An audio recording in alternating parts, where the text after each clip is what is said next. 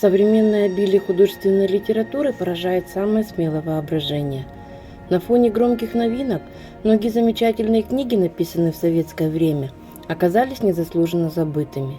Между тем, эти пронзительные произведения на животрепещущие темы способны подарить внимательному читателю ничуть не меньше удовольствия, чем новейший остросюжетный бестселлер.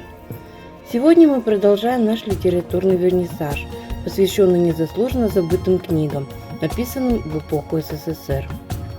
О любви писали во все времена.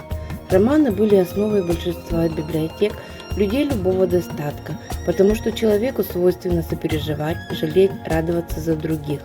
Трагические и счастливые истории отношений заставляли плакать или улыбаться миллионы читателей во всем мире.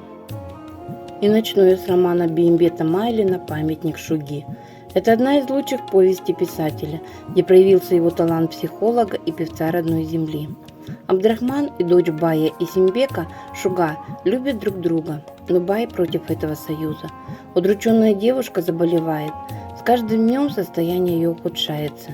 Из-за боязни потерять дочь, Бай Исимбек дает согласие на брак и посылает за Абдрахманом.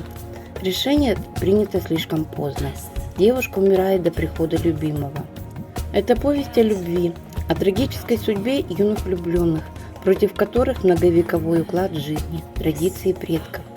Эта книга в нашей библиотеке есть на русском и казахском языках. Самый известный роман, который изучали и читали в советское время, это Анна Каренина Льва Толстого. Это не просто роман о любви, долге и семье, это энциклопедия самой жизни, рассказанная с глубоким чувством. Главная героиня оставляет постылого мужа и горячо любимого сына ради счастья с другим мужчиной. Анна смело смотрит в глаза обществу, открыто порицающему ее поведение. Она испытывает одиночество и мужественно терпит страдания, но отступить от выбранного пути не хочет и не может.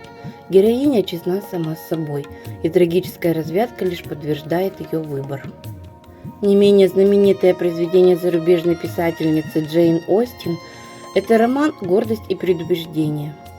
«Гордость и предубеждение» – именно это мешает главной героине Элизабет Беннет, небогатой и умной, поверить в серьезность чувств благородного аристократа мистера Дарси, завидного жениха и объекта мечтаний многих девушек.